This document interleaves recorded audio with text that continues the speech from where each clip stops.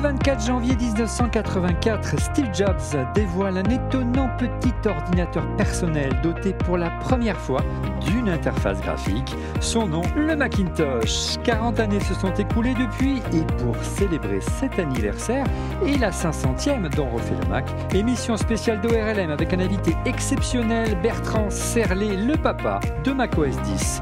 Ce Français a dirigé de 1997 à 2011 la plateforme technologique de la firme de Cupertino en tant que vice-président senior, un personnage clé de l'histoire d'Apple qui nous révèle le rocambolesque rachat de Next, du rôle qu'il a joué aux côtés d'un autre Français, Jean-Marie Hulot, dans la folle épopée de Next et de macOS 10, puis de l'iPhone et comment Steve Jobs a repris le pouvoir au sein d'Apple. Une interview rare, jamais lue ou entendue, du moins jusqu'à aujourd'hui.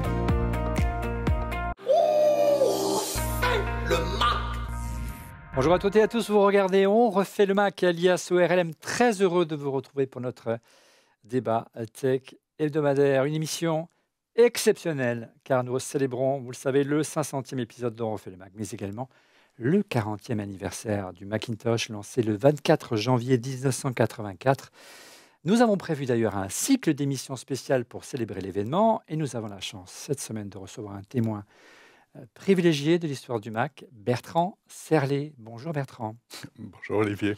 Alors Bertrand Serlet, ils ne sont pas nombreux, les Français qui ont évolué au cœur du réacteur Apple de 1997 à 2011. Vous étiez senior vice-présidente en charge de la plateforme technologique, et notamment de macOS 10. Vous êtes l'un des pères de l'OS moderne du Mac.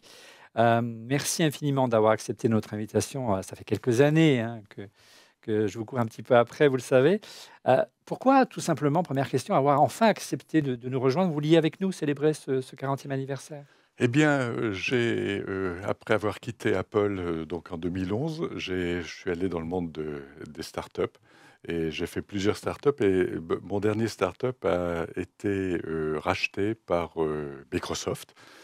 Donc j'étais à Microsoft jusqu'à la fin de l'année dernière et donc maintenant je suis libre. Bien, ravi en tout cas de enfin vous voir en chair, en os. Ça faisait quelques années effectivement qu'on voulait avoir votre témoignage et quel plus beau témoignage pour célébrer ces 500e anniversaire d'On fait le Mac en termes d'épisodes et les 40 ans du Mac. Avant de revenir sur votre parcours et ouvrir ensemble votre album de souvenirs, mon cher Bertrand, pas de chroniqueur à mes côtés, exceptionnellement, pour vous offrir le plus de temps possible, le plus de temps de parole, mon cher Bertrand. Mais vous retrouverez Laurent et Christophe ou Stéphane qui interviendront via des questions enregistrées.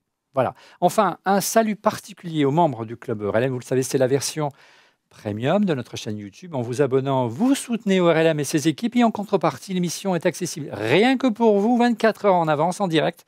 Vous êtes aussi invité à assister à des enregistrements au Village Baissé à Paris. Toutes les infos sur notre chaîne YouTube ou en scannant ce QR code. Bertrand, en flashback, nous sommes le 24 janvier 1984. Steve Jobs monte sur scène pour nous présenter un étonnant petit ordinateur. Son nom, c'est Macintosh.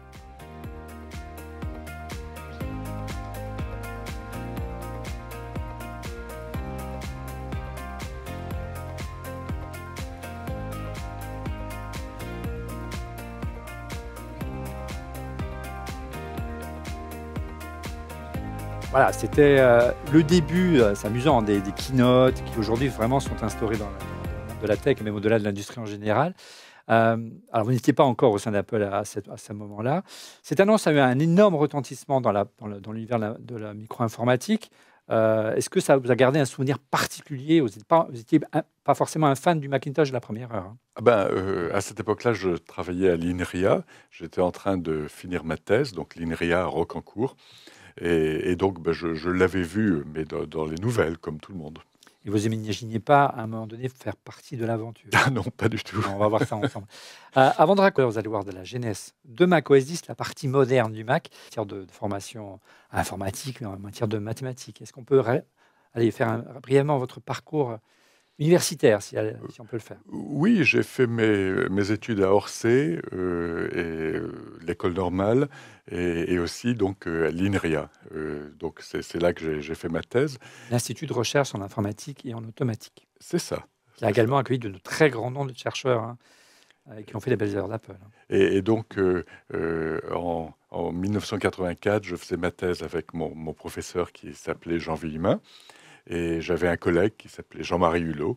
Et donc, j'étais à l'INRIA en train de finir la thèse. Et j'étais allé à Parc, à Xerox Park, passer quelques semaines en 83.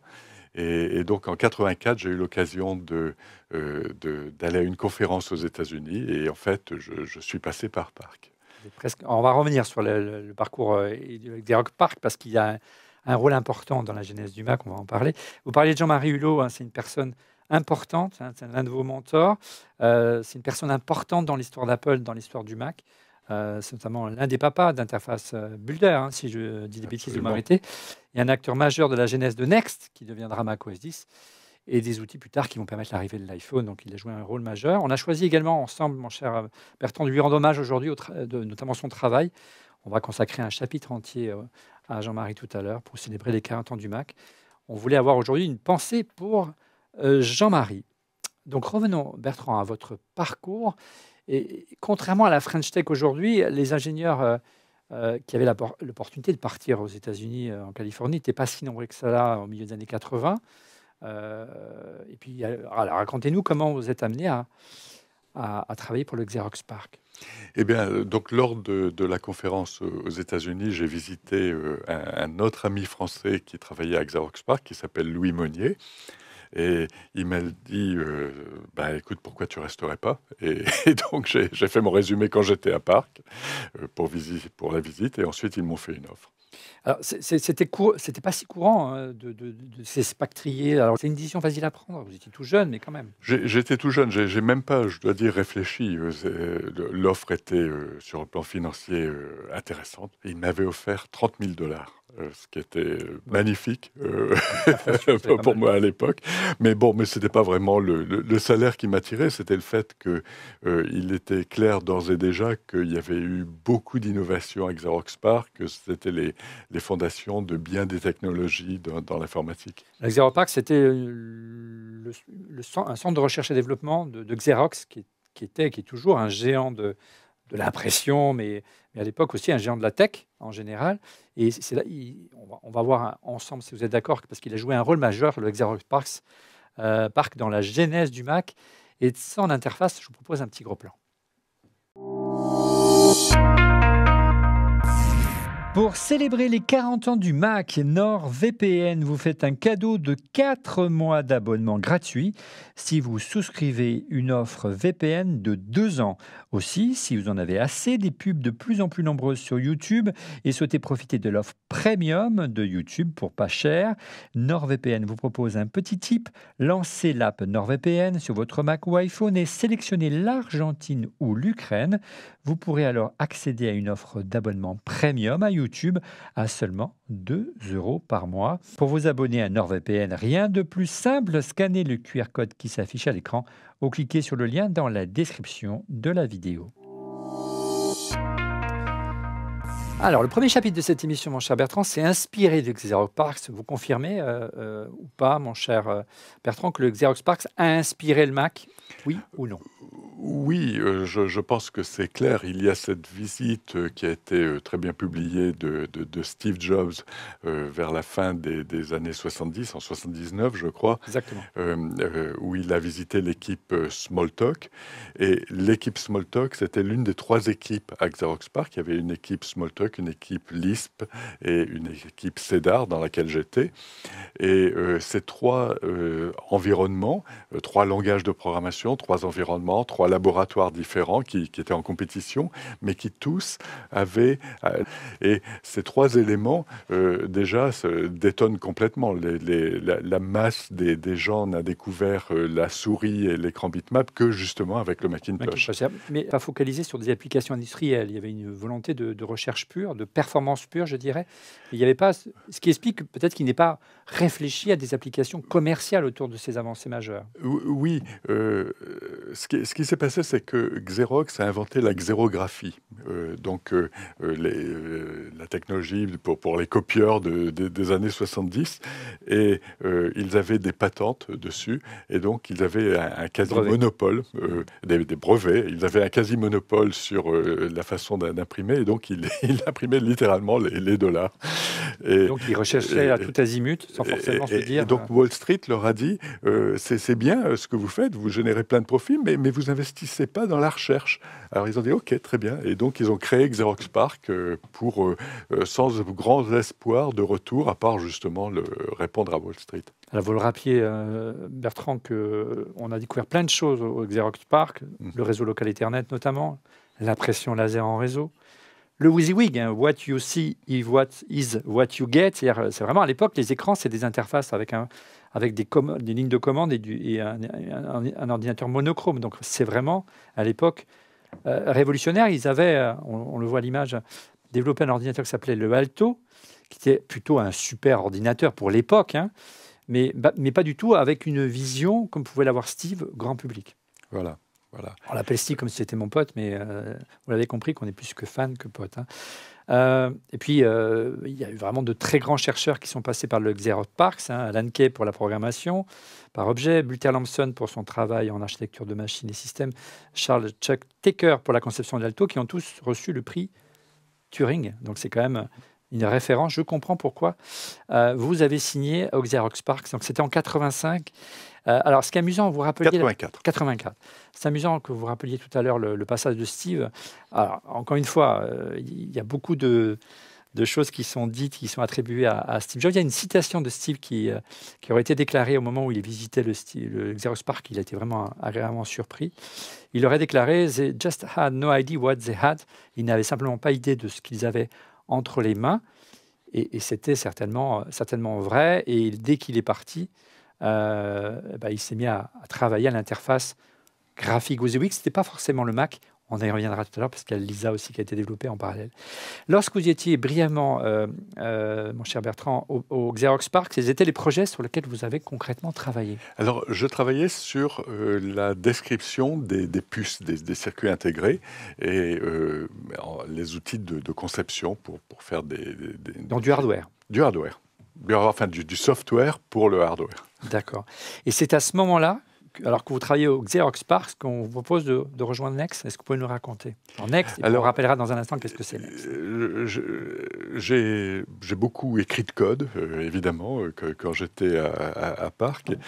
Et donc, on a construit un très bon système de conception, mais j'étais très frustré aussi parce que c'était un très bon système qui était pour 6 personnes.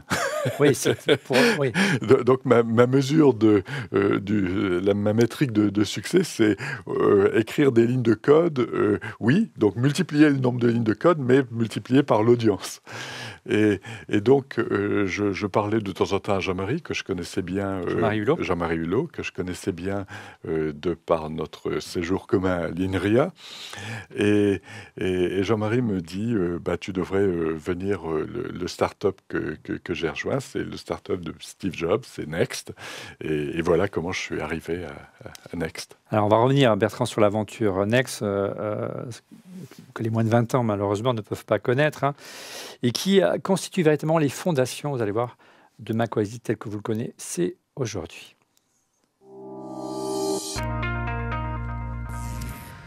De Next à Apple, en guise de rappel, Bertrand, Next est la société créée par Steve Jobs en 85, après son éviction d'Apple, hein, c'est ça? C'est ça.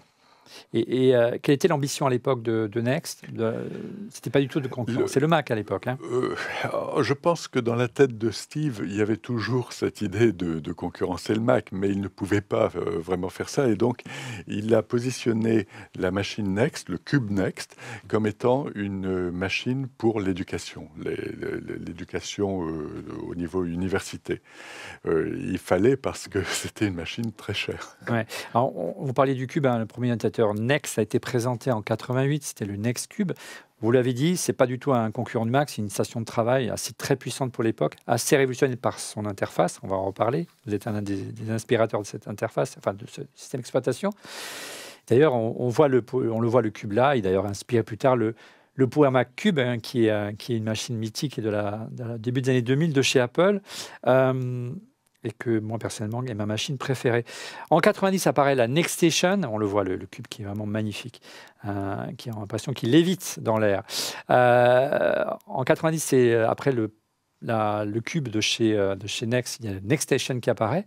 Mais les ventes des ordinateurs Next n'ont pas vraiment décollé à l'époque, Bertrand. Comment expliquer cet échec commercial? C'était beaucoup trop cher. C'était une machine de luxe. Je crois qu'elle était de l'ordre de 10 000 dollars. Ticket d'entrée. C'était bien plus en dollars de l'époque. Ça fait une machine qui est démesurément chère. Ouais. Environ 50 000 unités auraient été livrées au total. Hein. C'est vrai que ce n'est pas beaucoup. Néanmoins, cette station de travail aura marqué l'histoire, hein, c'est le moins qu'on puisse dire, car une de vos machines a été utilisée par Tim Berners-Lee, hein, qui a inventé le World Wide Web. C'était sur un ordinateur Next. C'est pas mal comme et je crois aussi que le jeu Quake. A été aussi réalisé sur la machine Next. Donc, j'avais oublié ce point de le web et les person shooters, les first person shooters. Alors, c'est pas un succès commercial, mais un énorme succès critique à l'époque, si on peut l'appeler comme ça, de la part des gens qui regardaient le système d'exploitation. Tout le monde reconnaît les qualités de ce que constitue le joyau de Next, son système d'exploitation qui s'appelait NextStep, orienté objet. Du coup, très rapidement, la direction Next choisit de mettre tout le paquet sur l'OS et d'abandonner la vente d'ordinateurs. Oui, c'était sur le plan économique. De toute façon, il n'y avait pas beaucoup de choix. Ça coûtait beaucoup trop cher de faire des ordinateurs. Et donc, il y a eu différentes étapes là, mais on a fini par mettre NextStep transformé en OpenStep, même sur les PC. Voilà, donc on vous l'avait adapté. Alors, il faut rappeler que le Next, à l'origine, c'était plus 68 000, qui a même plus que le Mac avant le PowerPC. Vous l'avez adapté à la puce Intel. C'est un moment important pour l'avenir. Notez bien que NextStep fonctionnait sur puce Intel.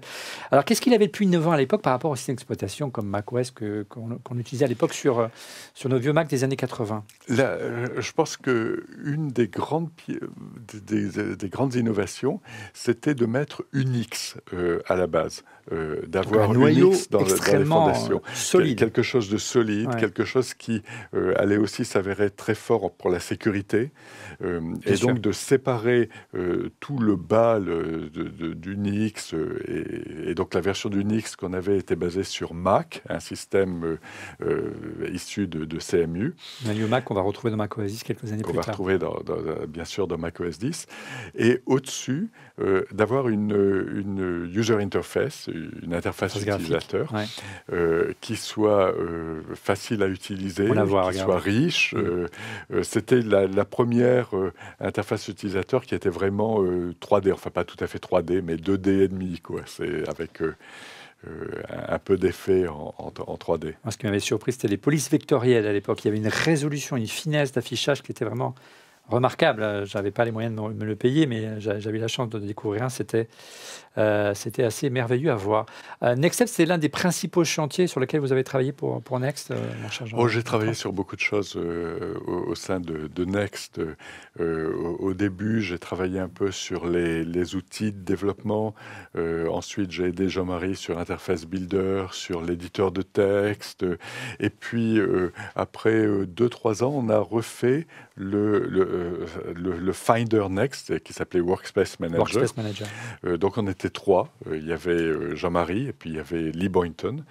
Et on a travaillé sur ça pendant 1 an. Et c'était une période très intense. Je me rappelle, c'est un petit souvenir personnel, je travaillais toute la nuit. Et puis, au matin, au petit déjeuner, j'allais à un café. Et là, je croisais mon épouse qui allait travailler. et donc, on s'échangeait les nouvelles au café le matin pour le petit déjeuner. Vous me donniez quelques tips, parce que j'ai quelques soucis dans ce moment, dans ce sujet. Une petite réaction d'un de nos tweetos fidèles. Regardez, je ne sais pas si on les appelait comme ça à l'heure de X aujourd'hui. Jean-Marc Ouvray qui nous dit, à votre propos Bertrand et votre venue dans l'émission, waouh, un des rares à avoir son nom dans le système à l'origine de tout, NextStep. C'est vrai que vous êtes très modeste dans la manière dont vous présentez vos travaux chez Next. Et vous l'avez dit, Workspace Manager, on a vu brillamment l'interface. Il y a votre nom associé à Lee Boynton et Jean-Marie Hulot. voilà, vous êtes l'un aussi des pères fondateurs de ce système. Concrètement, Jean-Marie a joué un rôle très important à l'époque dans votre carrière et dans l'histoire de la tech. On voulait lui rendre hommage et je vous propose justement qu'on rende hommage à Jean-Marie Hulot.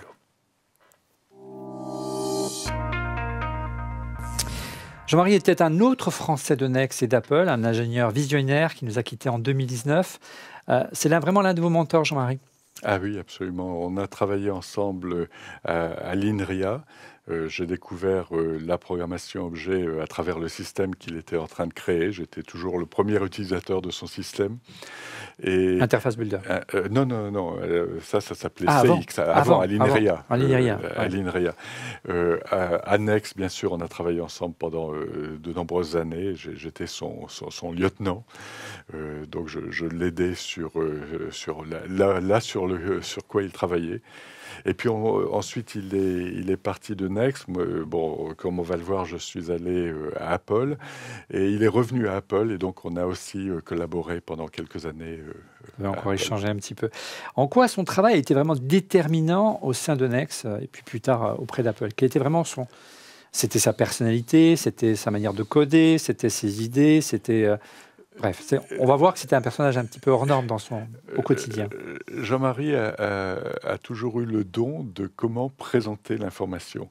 Et ça se voyait dans les interfaces utilisateurs qu'il créait, dans ses intérêts, par exemple Interface Builder, dans la programmation objet, qui est pour programmer de façon plus simple, dans les présentations qu'il faisait avec l'ancêtre de Keynote. Donc c'était ça qui était formidable avec Jean-Marie. Et puis il savait coder, bien sûr. Et puis c'était un très très proche de Steve Jobs et il savait très bien le conseiller, comme vous allez le voir dans un instant. C'est un personnage assez atypique, hein, Jean-Marie, d'une grande simplicité, un amoureux des voyages, de l'Asie, qui détonnait dans l'univers de la Silicon Valley. Où c'est vraiment business first, c'est vraiment quelqu'un qui était d'une grande ouverture d'esprit. Alors, nous avons eu la chance de le recevoir il y a quelques années, et il nous raconte dans cet extrait son entretien d'embauche avec Steve Jobs, extrait donc. Je suis revenu dans les bâtiments de Next, et là, il y avait Steve qui m'attendait sur un canapé, et qui me dit, quand est-ce que tu commences à travailler pour nous? Mais elle est où la lettre de motivation et le curriculum vitae? Le CV, le curriculum. Mais il n'y a pas de DRH dans cette maison, c'est pas géré, c'est pas possible. Ah non, là il n'y en avait pas. Et puis surtout, moi je lui ai dit, tu sais, écoute, faut que j'y pense. En fait, oui, c'est intéressant, mais ça fait longtemps. Enfin, je me suis beaucoup fatigué pour faire ça. C'était beaucoup de travail. Et puis donc maintenant, je vais partir en vacances pendant un certain temps. On peut discuter après. J'ai rêve. Steve Jobs, il vient travailler. Non, mais belle négociation. Moi, je dis belle négociation. Et en fait, après, il me dit, écoute, je te rappelle dans une semaine, dans 15 jours, c'est le temps des vacances habituelles américaines. Je pars en Thaïlande, au Laos, où je ne sais plus où je partais à l'époque, et je serai revenu dans, je ne sais plus si c'était 1 mois et demi ou 2 mois. Les vacances européennes, c'est plus que ça, Jean-Marie.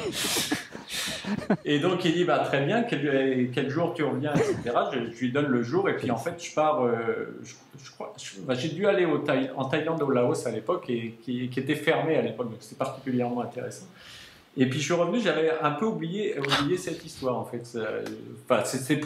J'étais parti dans une autre chose quoi. Une fois arrivé à la maison, au bout d'une heure, il y avait un coup de téléphone. Hi, this is Steve Jobs. What are you doing? Mais t'as gardé la cassette? Ah, il était accro. Non, mais ça c'est les fanboys qui sortent. C'est énorme.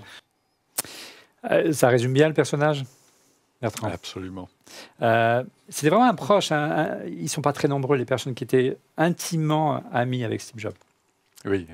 Ah oui. D'ailleurs, Jean-Marie était allé au mariage de Steve. Ouais, et puis il a même raconté que lors de cette émission qu'à un moment donné, lorsqu'il travaillait chez Next, il n'avait plus de carte verte ou de carte pour pouvoir travailler aux États-Unis, donc il était fréquemment obligé de rentrer en France. Donc il n'avait plus de domicile dans la Silicon Valley et il logeait chez Steve à ce moment-là. Une proximité, pour conclure sur Jean-Marie, qui est avec Steve, qui faisait qu'il était particulièrement écouté peut-être par Steve à l'époque, parce qu'apparemment c'était une des qualités de Steve de savoir écouter, et notamment la nécessité de lancer un téléphone. Autre extrait, écoutez, c'est étonnant. Ce qui s'est passé, c'est Steve était revenu et passé à Paris, je le je le voyais chaque fois qu'il venait à Paris, j'étais régulièrement en relation avec lui, même si je n'étais plus chez Apple.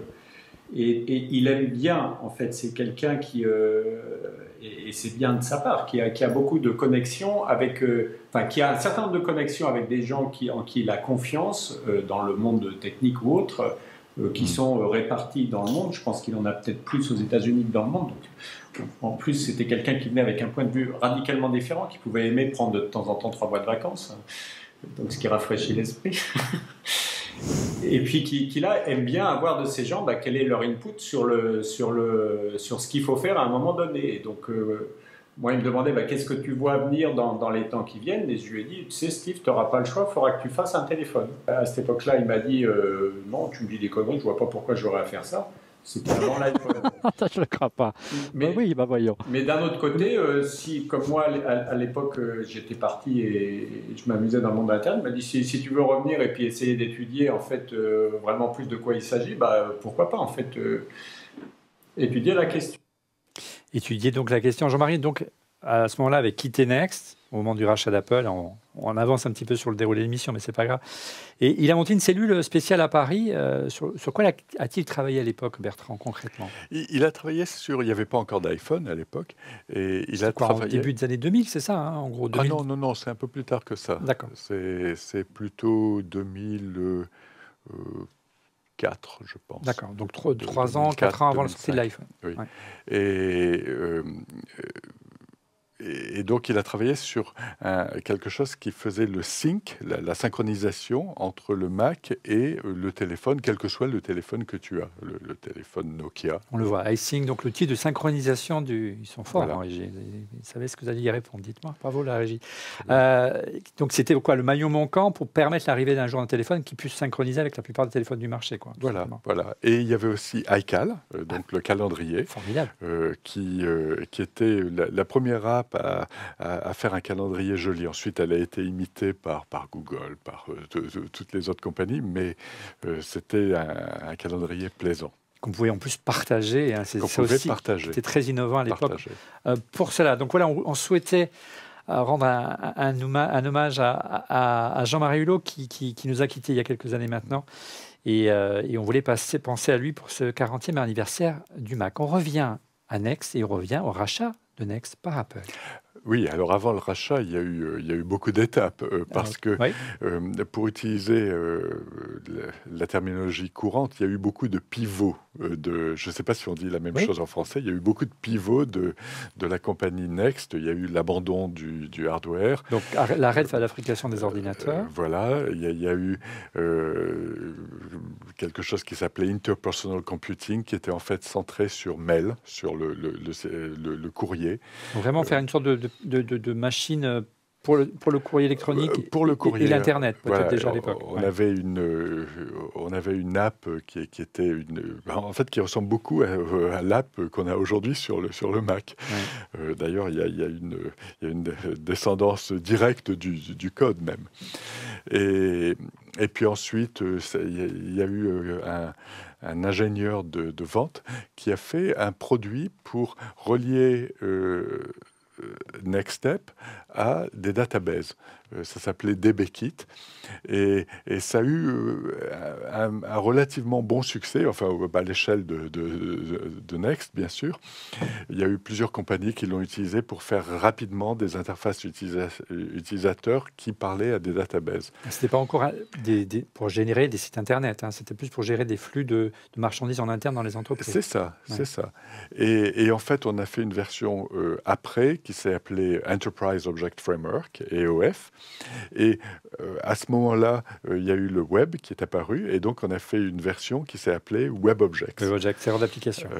Qui était donc une application qui prenait votre database dans SQL, dans Oracle, le gros truc.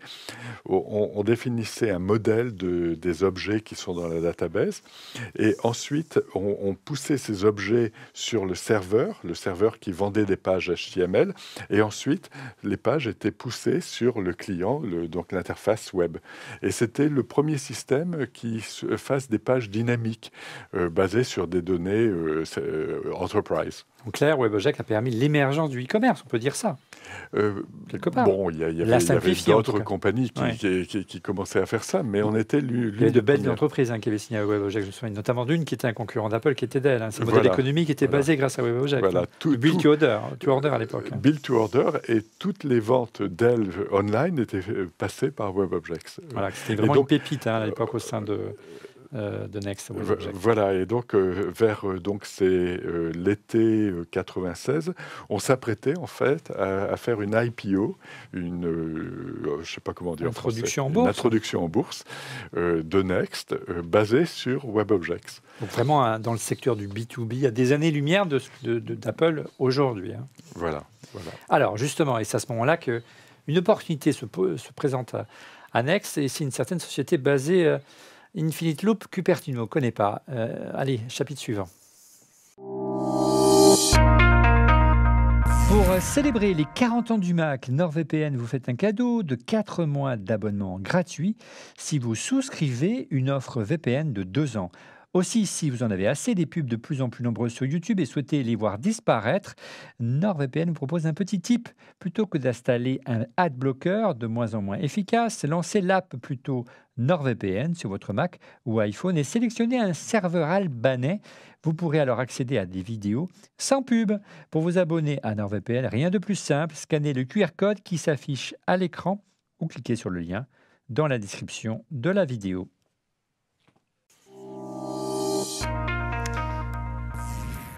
Alors, avant de parler du rachat et des coulisses, parce que vous étiez un artisan également, il y a un constat à faire, c'est l'échec au sein d'Apple du projet macOS traditionnel qui s'appelait à l'époque Copland. Comment expliquer, vous en tant qu'expert du code et du développement du système d'exploitation, qu'Apple s'était comme ça confiné face à une voie de garage et qui n'ont pas su passer, justement, son jeu de mots, au next step? Oui, il y a eu plusieurs projets. Il y a eu Copland, mais il y a eu aussi Taligent qui avait été fait en collaboration avec IBM. Et puis il y a eu quelques autres projets internes. Et ce qui était dur, je crois, c'est de faire un projet qui soit au bon niveau, c'est-à-dire suffisamment ambitieux pour s'éloigner des bases du vieux Macintosh, du vieux macOS, qui n'était pas scalable, qui mélangeait à la fois l'interface utilisateur et les choses vraiment profondes au sein de la machine. Donc faire quelque chose qui se démarque de ça, mais qui ne soit pas trop ambitieux et qui soit réalisable dans un temps fini. Et au-delà, est-ce qu'il n'y avait pas aussi un problème de management, un problème politique, souvent dans les grandes entreprises, comme était déjà Apple à l'époque? On en reparlera plus longuement dans un instant, mais est-ce qu'il y avait aussi un problème de vision aussi et d'un manager visionnaire? Peut-être, ça je ne sais pas. Il y avait énormément de très bons ingénieurs au sein d'Apple et qui sont restés pendant toute la durée de la transition à macOS 10. Alors, je vous le disais en préambule de cette émission, on n'a pas de chroniqueur avec nous, de chroniqueur habituel, mais ils ont enregistré des questions pour notre ami Bertrand. Et on commence tout de suite avec Laurent Pantanach. Bertrand, il se dit que vous êtes celui à avoir fait la démo d'OpenStep devant Apple, ce qui a in fine mené au rachat de Next par Apple. Racontez-nous comment ça s'est passé. Oui, je crois que c'était vers le début décembre 96 et quelqu'un de chez Next avait contacté les gens d'Apple et leur a dit: vous êtes en train d'acheter Bee, mais vous devriez regarder ce que nous on avait avec Next Step. Donc mon manager de l'époque, qui était Avi Tevanian, m'a dit: écoute Bertrand, je sais que maintenant tu fais WebObjects, mais tu es l'un des plus anciens qui restent de l'équipe qui a fait Next Step. Donc Jean-Marie était parti, il y en avait d'autres qui étaient partis au cours des années, au cours des différents pivots de Next.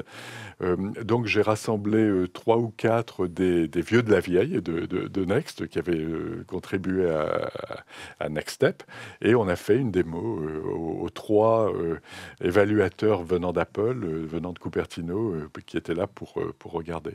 Alors, quel a été leur Alors, on fait confiance pour l'effet waouh. Quelles ont été leurs réactions concrètement? C'était un moment de convivial, un moment tendu, un moment de surprise, un moment... Oh, c'était pas tendu parce que mes expectations de cette démo étaient très faibles. Il n'y avait pas d'enjeu particulier pour vous. Il y avait bon, ça me paraît, Next Step, c'était un vieux truc, on l'avait un peu dépoussiéré pour la démo, mais... C'est incroyable, pendant tout ça aujourd'hui. Mais donc, j'ai pas senti l'intensité du moment à l'époque. Peut-être ça vous a rendu service, peut-être, à ce moment-là. Donc, on leur a montré, puis on leur a dit, oui, on avait ça, oui, on avait ça aussi, oui, on avait ça. On avait même quelque chose qui ressemblait un peu à QuickTime. On avait tous ces biens technologiques. Et donc, ils en sont repartis, je crois, surpris, parce qu'ils ne pensaient pas qu'il y avait tout ça dans Next Step.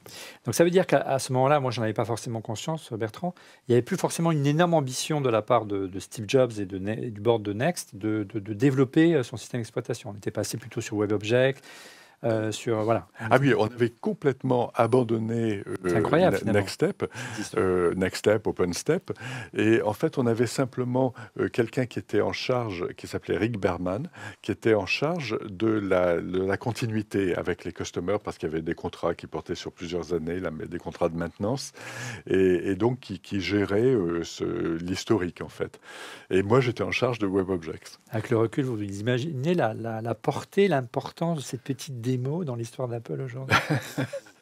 Incroyable.